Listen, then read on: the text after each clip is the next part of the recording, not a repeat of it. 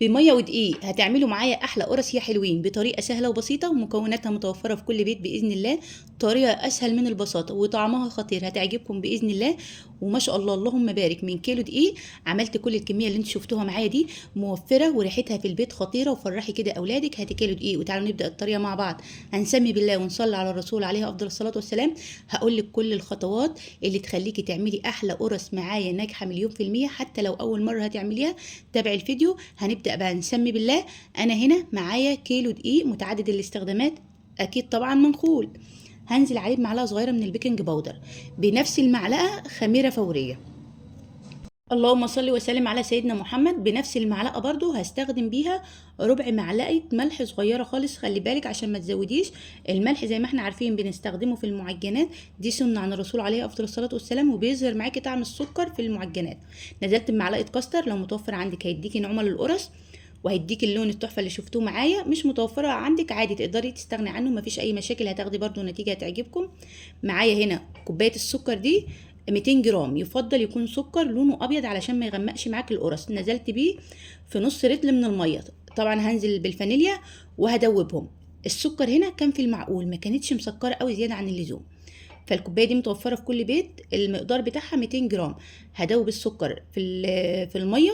وحابه اقول لكم برضو حاجه مهمه في المعجنات في الصيف. الميه دي لما تستخدميها يفضل ميه من الحنفيه، حطي عليها شويه ميه ساقعين علشان العجين ما يسحش معاكي وكده. الكوبايه برضو دي كانت بنفس الكوبايه بتاعه السكر 200 جرام من الزيت. انا هنا استخدمت زيت، الزيت طبعا متوفر في كل بيت. كان مقدار الزيت كده ماهيش ناعمه قوي، لو انت حباها ناعمه قوي زياده عن اللزوم هتستخدمي كوبايه ونص، هيبقى كده استخدمتي ماده دهنيه للكيلو 300 جرام. بس انا بقول احنا في الصيف وكده وهتقدميها لولادك الصبح مع كوبايه شاي او كوبايه لبن، ما تبقاش ناعمه قوي.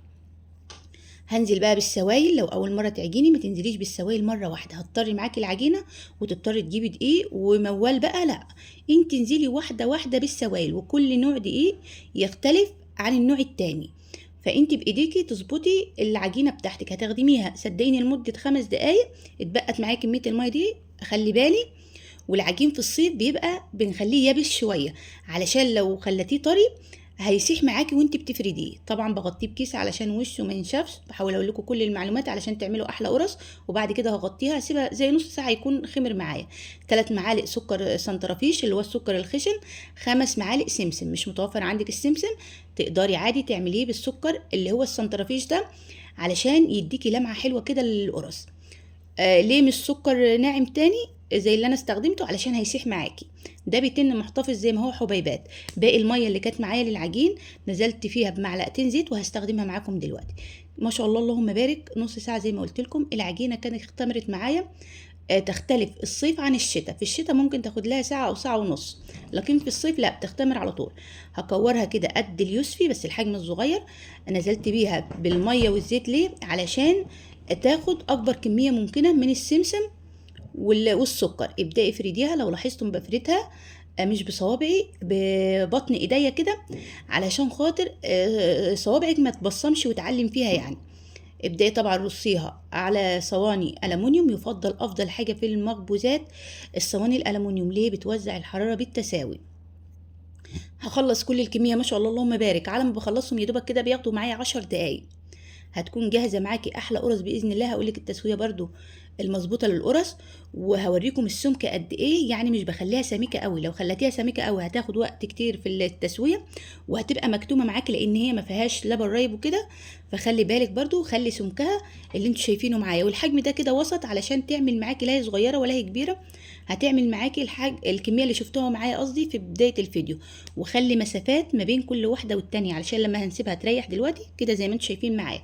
لما هنسيبها تريح بتبدأ كده تتضاعف وهتبدأ تلزق في بعضها. ولما تدخل الفرن هتشوفوا معايا كل الحاجات دي.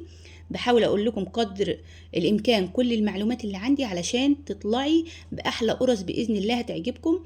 ولو انت حابه برضو ده كده السمك اللي قلت لكم عليه، لو حابه تدهني الصينيه دهنه بسيطه كده بالفرشه دي فاتتني حقيقي بالزيت، عشان حسيت برضو وانا بخرجهم عشان الماده الدهنيه مش كتيره، كان 200 جرام للكيلو. لكن لو استخدمتي 300 جرام مش هيلزقوا معاكي. هي كانت لازقه بسيط كده معايا، بس طبعا مش بتخرجيها من الصينيه غير لما تبرد بمعلقه مثلا، تكون حاجه كده مسطحه تخرجوها بيها زي اللي شفتوها معايا في بدايه الفيديو. ما شاء الله اللهم بارك. خلصت كل الكميه شايفينها معايا، وهسيبهم بقى ل10 دقايق يريحوا، وبعد كده ادخلهم فرن سخن درجه حراره 200 في الرف اللي في النص. اهم حاجه المعجنات بتدخل فرن تكوني مولعاه قبلها برضو زي ب10 دقايق، ما ينفعش تدخليها فرن بارد وبعد كده تولعي عليها، لا ما ينفعش. هيدخلوا بقى الفرن بعد ما بياخدوا معايا اللون من تحت. هتولعي الشوايه. حابه برضه اقول لك على حاجه هنا، بعد ال10 دقايق بحاول اوريكي ان حجمها اتضاعف عن ما كنت فردها، ولسه كمان لما هتدخل الفرن برضه هتشوفوا معايا كده بتاخد في الفرن بالظبط 10 دقايق، مش اكتر من 10 دقايق علشان ما تبقاش ناشفه معاكي. ومهم جدا بعد ما تولعي تفصلي من تحت وتولعي الشوايه، تخلي بالك ديري الصينيه علشان تاخد القرص كلها لون موحد زي بعضه. اتمنى من كل قلبي ان طريقتي تكون نالت اعجابكم. لايك وشير لو عجبكم الفيديو. كنت معاكم فاتن الجندي، نتقابل فيديو جديد سهل وبسيط. اشوفكم على خير، مع الف سلامه يا حلوين.